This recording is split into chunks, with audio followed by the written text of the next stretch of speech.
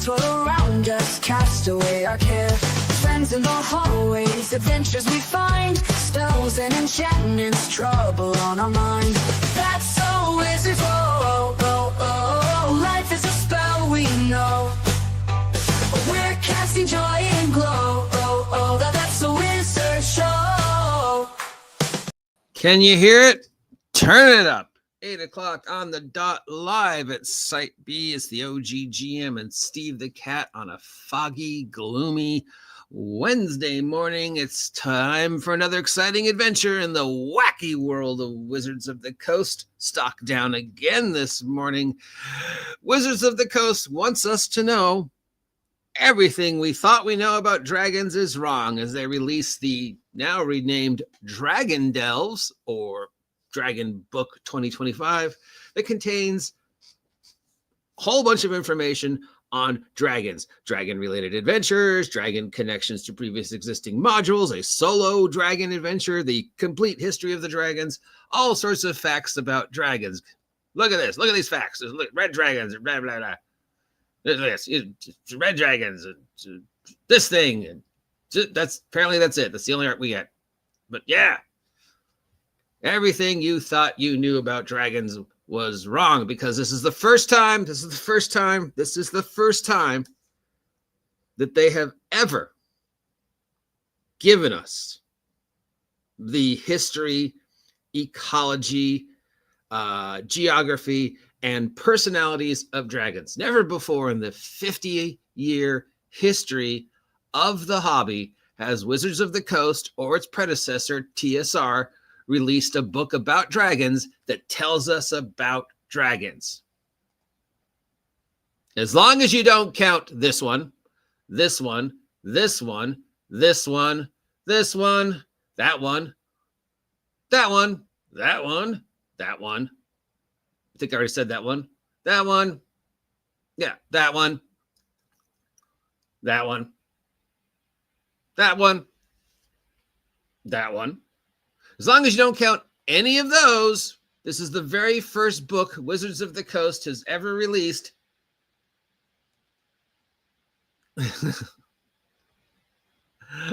Giving us the history, ecology, geography, and personalities of dragons.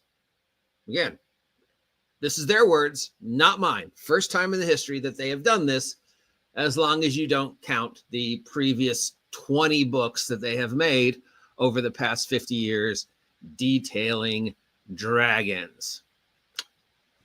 Now, I don't understand why they would do this. I mean, even for them, this is dumb. Are they just assuming that nobody has the ability to look this up and that their fan base is so catastrophically stupid that they don't remember the fact that they just put out a dragon book last year? I guess so. I don't know. I guess they just either, this further proves the theory that either A, the collective memory of the staff of Wizards of the Coast is that of a goldfish, i.e. about 3 seconds, or B, they just don't care. They just think we're that stupid. They're just like, oh, let's make another dragon book. They're going to buy it. And if anybody is smart enough to realize we just released this book a year ago, oh, well, there's still some idiot out there who's going to buy this, as long as we keep telling them this is the first time. Because, I mean, there's nobody in the world who has the wherewithal to just enter a search for other books about dragons made by Wizards of the Coast to TSR, because nobody's going to do that except for that one guy in California, the OGGM, and he doesn't count. But that's not the main story, isn't it? No, that's only a symptom to the greater disease of the mass exodus of Wizards of the Coast staff. Thank you, Professor Dungeon Master, for some of this information, though most of it we already know. So in case you've been living under a rock and haven't been paying attention to the past 2 weeks, Chris Perkins and Jeremy Crawford have both announced they are done with Dungeons and Dragons. Chris Perkins leaving, not a surprise. I've been expecting that one for a while, and I, for one, am very happy that Perkins is leaving. I truly believe, remember, I have no actual proof, this is purely conjecture, but I truly believe that he has been unbelievably unhappy working at Wizards. You can just look at all the art and pictures and videos for the past 5-6 years. He looks unhealthy, unhappy. He doesn't want to be there. You can tell that he is just like, so him leaving is a good thing. Crawford announcing he was leaving, I did not see that coming. I didn't think the pompous piece of shit had it in him to admit defeat and leave Wizards, but I guess he feels he's done his job. The fairy tale ending for Dungeons and Dragons, the 5-year plan, which was just reaffirmed 48 hours ago, for anybody who doesn't believe me, those are Wizards of the Coast and Hasbro's words, not mine. 5 years. That's it. That's all 5.5 6th edition Dungeons and Dragons 2025 has. That's their plan. 5 years. They've released the 3 core books. Everything else is just going to be supplements. We're getting 6 supplements this year, 4 next year that we know about that, and after that, don't know. Probably 2 to 4 every year until 2030. With whatever the 2027 D&D 6X is and whatever Dungeon Delves is. Now, they changed the name from Dungeon Delves to Dragon Delves, but which I don't know what a Dragon Delve is. That's not a word. But they're still talking about something coming up called Dungeon Delves that seems to be somehow connected to something video. So as of last Friday, and it's very weird that all these have left or been terminated on Fridays. Now, why is that weird but telling? Because if you've worked in corporate America or retail America, you know that 90% of all terminations will happen in the afternoon on Fridays. Now, why do they do this? Because there is a false idea that if you let them go on Fridays, they have the entire weekend to mentally and emotionally deal with it. So by Monday, they'll be calmed down and they won't do anything stupid like come back and hurt people or some such thing. It's just they think it's the best time to let somebody go is on a Friday. So they have the weekend to buffer. Now, of course, this has been proven to be incorrect because people have gone on, unfortunate, violent episodes after being terminated. But generally, if corporate America is firing people, it's going to be on Fridays. And that's usually a sign of a bad thing, even though Perkins and Crawford have both said that they feel now is the perfect time for them to leave because they're done. Wizards of the Coast 2025 is done. Player's Handbook, Monster Manual, DM's Guide, done. The plans have been made. There's really nothing for them to do. Other than write adventures and write modules and write supplements and create product for Dungeons and Dragons for the next 5 years. But no, that's been taken care of. We've got the plan. The 5-year plan is set in stone. So they don't really have a job. It's not like, we're going to want people to make product for D&D because why would Wizards want people to make product for D&D where we've already got the computer and the public making stuff, right? So all Wizards has to do is have 3 or 4 guys on staff to control what comes out next year and the year after and the year after and the year after. We don't need a creative director. We don't need an architect. The product's done. D&D 2025 is done. Everything that comes after is just accessories. There's no main books coming out. It writes itself. So we have, as of today, the D&D art director gone. The D&D YouTube content creator liaison gone. Chris Perkins retiring. Jeremy Crawford gone. Chris Cow, the sigil guy, the guy who was one of the brilliant minds behind the OGL scandal, the guy who said the guy who said old people won't need the books anymore. Gone. Kyle Brink, our buddy Kyle Brink, gone. The guy who said that white folks can't leave the hobby fast enough, and another voice that is associated with the OGL scandal. The 90% of the entire video design staff gone.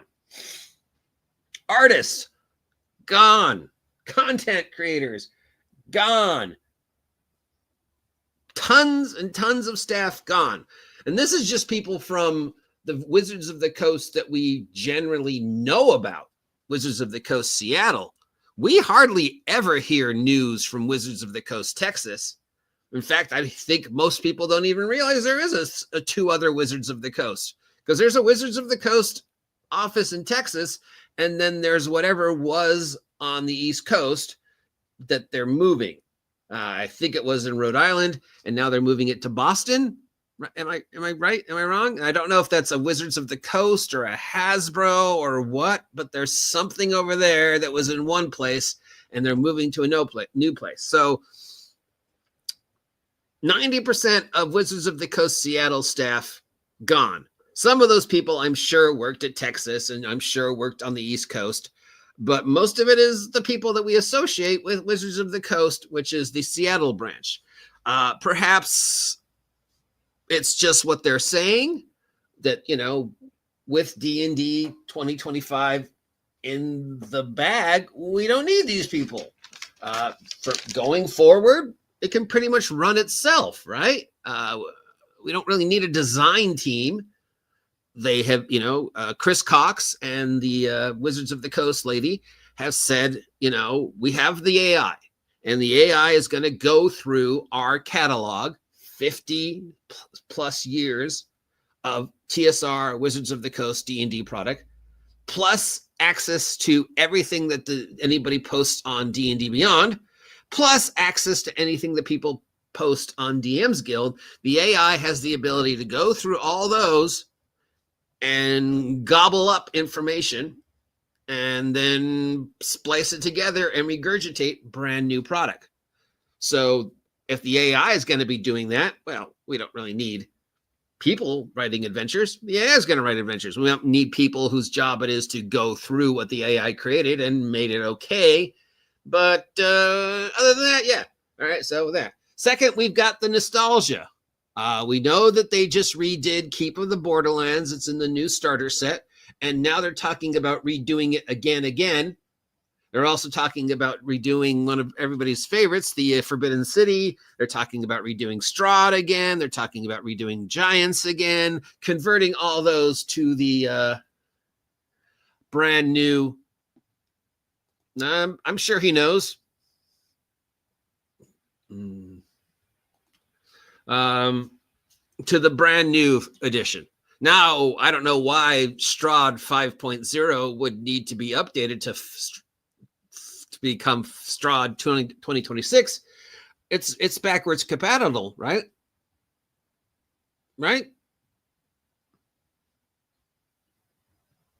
So why would we need a new version of Strahd or the Lost City or whatever?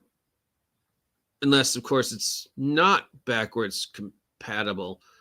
Speaking of Radiant Citadel, we're also going back there because some of the adventures in Dungeon Delve deal with Radiant City and Strixhaven. So we've got all the 5e settings to go back to convert to 5.5. We got classic nostalgia settings to convert to 5.5. We've got everything that's being submitted to D&D Beyond and Dungeon Masters Guild that becomes Wizards.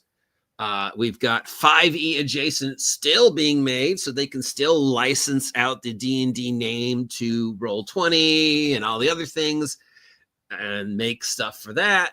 We can license out the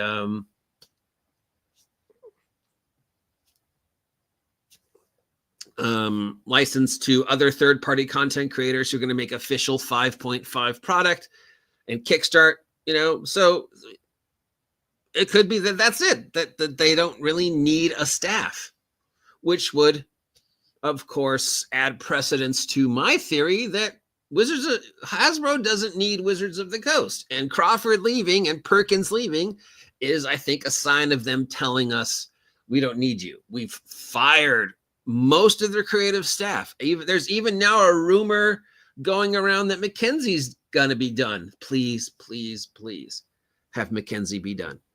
And now I think they're gonna hire all new people, both to represent them online and to fit the new paradigm of virtue signaling, whatever. If there is any remaining staff, it over on Seattle Wizards of the Coast, it'll be a satellite, mostly feeding into D&D Go. That's going to happen. I predict D&D Go by the end of this year, if not the beginning of next year. Most of that's going to be going into D&D Beyond and D&D Beyond Maps, whatever that is, and D&D Dungeon Dells, which is the maybe thing they're working on that's going to replace Sigil or not. I don't know. Plus the AIDM thing they're still trying to make. Whatever. Plus the nostalgia and the starter set. So what staff, will basically just be there to feed D&D product into stuff that they're making. And other than that, you don't need a staff. Don't need anybody at Wizards of the Coast making D&D. Again, D&D 5.5, D&D 2025 is done. There's nothing more for them to make, especially if they're just going to milk older content and re-release stuff like Greyhawk and just update it to the brand new rules. Again, they're talking about just doing Strahd again, which you wouldn't have to do if it's backwards compatible, question mark, question mark, question mark, question mark, question mark. I don't think so.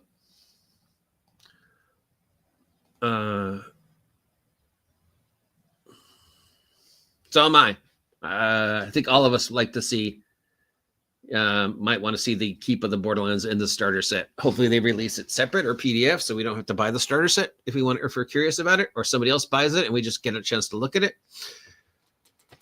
So yeah, na. Hey, goodbye. Staff gone. Hasbro doesn't need them. Staff gone. Hasbro doesn't need anybody to make magic. Magic makes itself. Magic is pure profit. Magic is very little imagination required. All you do is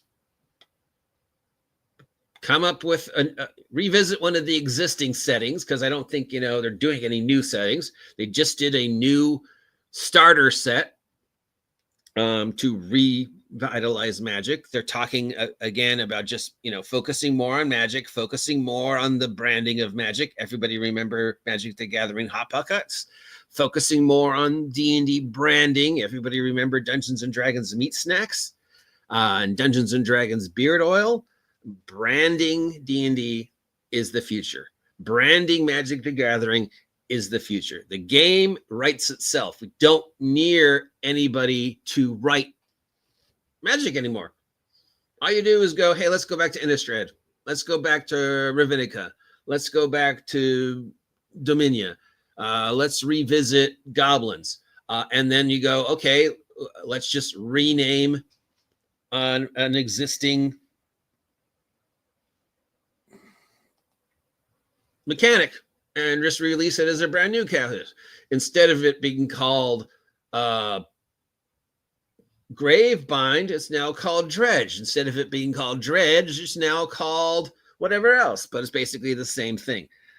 You'd be surprised the things that are branded for Pokemon and Super Mario. So Super Mario Pringles, yeah. And all the Magic sets are either going to be revisiting or just more crossovers. Magic the Gathering Warhammer, Magic the Gathering Lord of the Rings, Magic the Gathering Transformers, Magic the Gathering Sesame Street. If they did Magic the Gathering Sesame Street, I want credit because I was the first ones who suggested it. Imagine the vampire decks if the Count is now a Magic the Gathering Planeswalker. What is the Count's special ability? He makes tokens, and then he counts the tokens. What do the tokens do? Nothing. He just makes them because he's the count. 1, 2, 3. 3 tokens. So best case, that's best case scenario. Worst case scenario, this is Hasbro telling us what I've been predicting and what a lot of us has been predicting. D&D the game is done. Wizards of the Coast level-based D20 is done. This is it. I mean, they've already said 5.5 is done. They've said 5.5 only has a 5-year life plan. Apparently they just hired back one of the 4E guys, Brad something. He's the new executive producer. But I mean, there's nobody there making D&D. Every product for 2024, 2025 is done. So there doesn't need to be anybody to make anything. There only needs to be people to go to the conventions, which they said they're going to not be going too much anymore. There's really no but reason to have anybody there right now. And anything they have planned for 2026, they probably already got at least sketched out, because both Perkins and Crawfords have said in their exit interviews, we've given them a plan. They have a 5-year plan. There's nothing for us to do. Chris Perkins, I'm leaving on a fairy tale ending. Jeremy Crawford, well, I guess there's nothing for me to do. I've ruined this. I should go home. Now, I think Perkins will be perfectly fine, and he'll easily reappear in a few months after he's done recovering and taking his break, most likely just with Penny Arcade. He can just do, tour the convention circuit. He can just hang out with, Penny Arcade. He can do paid appearances at PAX. If he wanted to go back to work, I'm sure everybody out there would gobble him up instantly, and he has his choice. He could go work for, if he wants to stay in Seattle, even, he could just hop, skip, and a jump over to Paizo or any of the other game companies that are in Washington or Oregon. If he wanted to move, I'm sure he could get a job with Darrington. He's still on good relationship with Matt Mercer and those guys. In fact, we predicted that with Perkins gone, the Matt Mercer D&D relationship is probably over as well.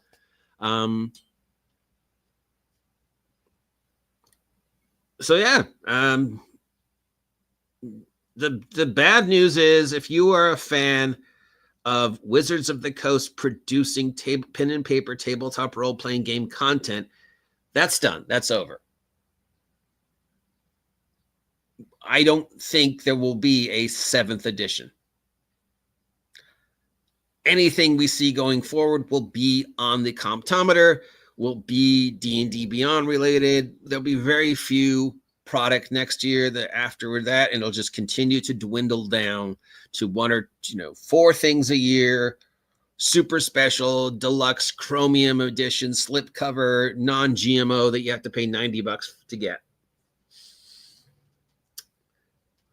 Now, people new to the hobby, people who are just falling in love with the hobby, might see this as a bad thing. Oh no, D&D's dead. What am I going to do? I guess I have to play Vigilantes for SHADOWDARK by the OGGM. But we don't need Wizards of the Coast, guys.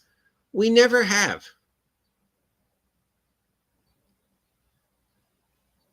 Oh, definitely Acquisitions Incorporated.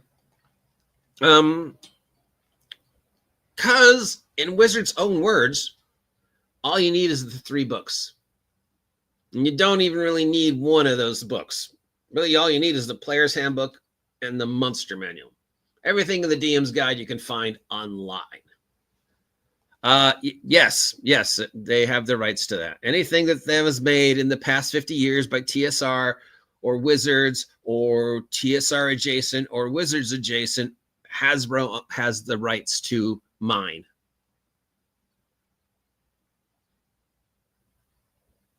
I don't know. No, Crawford, that guy's poison. Who's gonna hire him? If he, it'd be somebody like Evil Hat, somebody who regurgitates the same philosophy that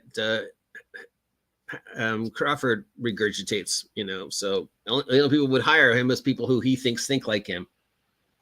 Dragonlance, yeah, Wizards owns that. I don't know the current deal. I know Margaret and Tracy aren't happy with it, so yeah, he could probably get, a job. He's not completely unemployable, but any place that Crawford goes to work for after this will be some place that shares the same ideas, the mentality, that forced virtue signaling that Crawford has built his reputation on, or they'll bring him in to be a cooler. Let's hire this guy to ruin the product. And when the product's completely ruined, we let him go. Because there's guys whose job it is to go into corporations and basically destroy them. But yeah.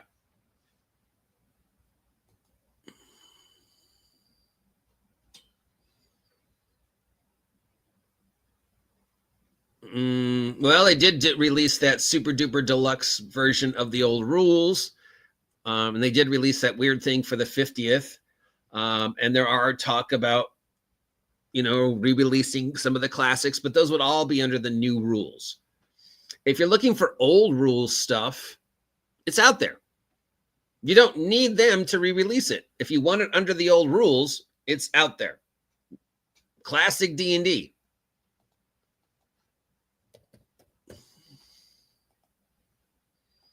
Hold on a second.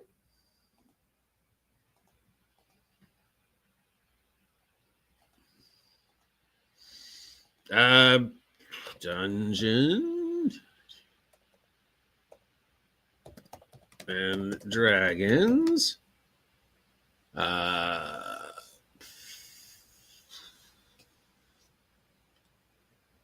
2E.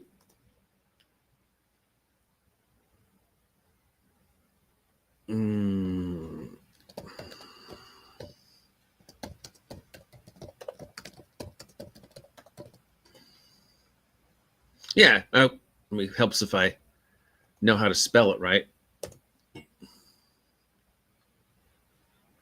Yeah, see, all the stuff is out there on Drive-Thru, DM's Guild, all that other stuff. So you can get all that stuff if you're looking for an old game. If you're looking for a brand new box set, really cool, well, there's the ones that Goodman Games did. But other than that, yeah, no, I don't think they're going to release that.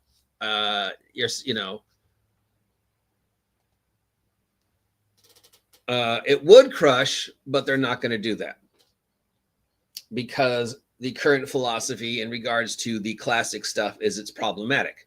So if they did release classic stuff, it would go through the content filtering, so it would be safe. Because remember, Wizards of the Coast, Hasbro thinks anything to do with D&D before 2014 is problematic.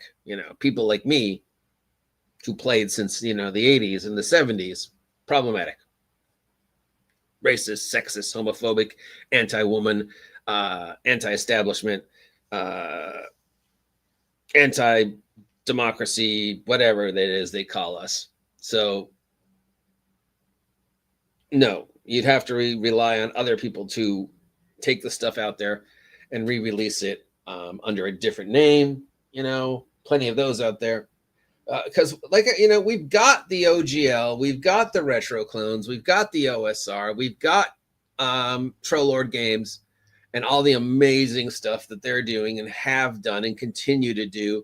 So, if you are a fan of Gygax level-based D20, you're fine. Because there's plenty of other companies out there making product for Gygax level-based D20. Don't need Wizards of the Coast to make that. If you're a fan of 2024 5th edition Dungeons and Dragons and you want to still be able to play that after Wizards of the Coast is done and gone, you're fine, because there are plenty of third-party companies that have made 2014 5th edition Wizards of the Coast D20 product that is better than anything Wizards has made over the past 10 years, with the exceptions of mine as a Feldelver. I think it's generally agreed that of all the 5e crap that Wizards made, Minds of Delver is one of, if not the best thing made for 5e. Then you just go to all the stuff that Goodman Games has made, all the stuff that Kobold Press has made. You literally have another 20 years worth of stuff just by the Kobold Press, Goodman Games, and all the other official 2014 Wizards of the Coast D20 products. And if you're one of the people who thinks D&D 2025 is something you want to play, well, there'll be stuff made for that on D&D Beyond and DM's Guild, so you're okay. You don't need wizards. So let's just cycle this out because I don't like to go past 30 minutes. Does this mean Dungeons and Dragons, the game, is done? Yes. Does this mean that Wizards of the Coast is done? Yes. Does this mean that Hasbro will sell off the Dungeons and Dragons name?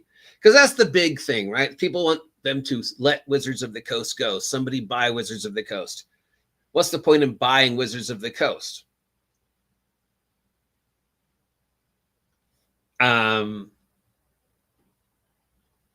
Wizards of the Coast doesn't do anything. They just make a product for Hasbro. So what you'd want them to buy is D&D the brand, D&D the name. And I don't see Hasbro letting that go.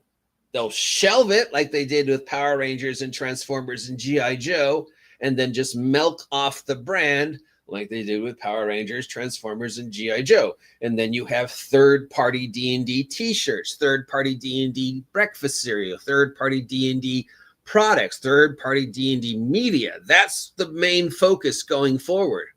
D&D, the movie, talk about the D&D television show, which is supposedly finally getting made. Universal has that D&D interactive experience coming up. The fan nights is part of that. And Universal is pushing that huge. And sidebar, if you were concerned about what this thing is going to look like, I highly recommend watching the videos of the people who are lucky enough to go to Dark Universe in Florida, because the Dark Universe Universal stuff is mind-blowingly good. So that gives me some faith that the Star Wars, Back to the Future, Dungeons and Dragons Universal Fan Night stuff will be at least decent. Because the Dark Universe stuff is amazing. Now, I assume it's problematic like Rise of the Resistance because it's just so technologically advanced. But yeah, it's wow.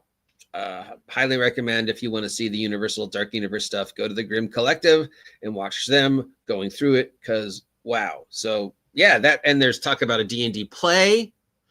And so yeah, that's the future. I'm sorry if you were hoping that the legacy of 2025 D20 Wizards of the Coast had a life for more pen and paper past 230.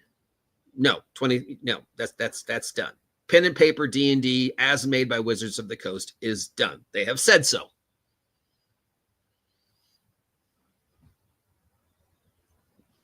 D20 is fine. Gygax level-based D20 is fine. And if you're a fan of Gygax level-based D20, again, I highly recommend just picking up Castles and Crusades or SHADOWDARK, but mainly Castles and Crusades. And Troll Lords Games just made a huge announcement, which would cover in a separate story, about how they're dealing with the tariffs, which is something we didn't even get into. Another reason why Wizards of the Coast pen and paper D20 is dead is because of the tariffs. But yeah, so you're still going to be able to play D&D, and you're going to still be able to hear that name. Wizards might die tomorrow. Hasbro's not going to let that name go ever. Why should they? They can milk that name infinity, and it will always be somewhere in pop culture. It will never be as big as it was over the past couple of years, but that's fine. We were fine in the 80s and 90s and the first half of the 2000s, you know, and we'll be fine going forward for the foreseeable next 25 years, 30 years. forever long, Hasbro can milk that name, and then forever long, there's kids out there making retro clones and starting new games and playing games out there. But yeah, if you want to keep living the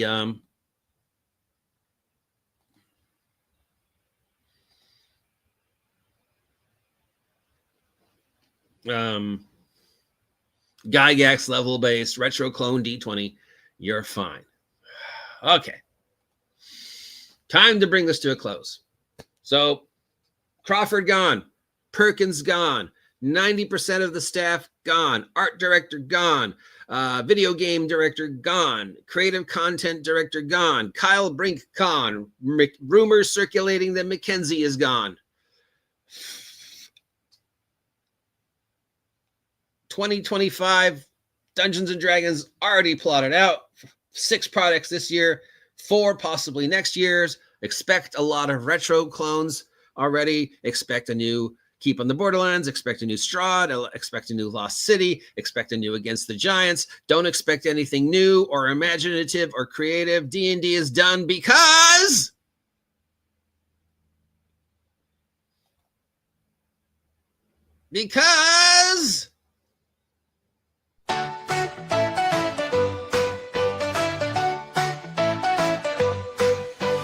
laughing aloud now, magic in the air. Wands roll around us, cast away our care. Friends in the hallways, adventures we find. Spells and enchantments, trouble on our mind. That's so wizards, oh, oh, oh, oh. Life is a spell we know. We're casting joy and glow, oh, oh. That's a wizard show. Mischief in the classroom, potions gone astray. Flying through the quad, now brighter every day. Laughter we cry hard, sneaking out at night. Cloaks in the moonlight, everything feels right.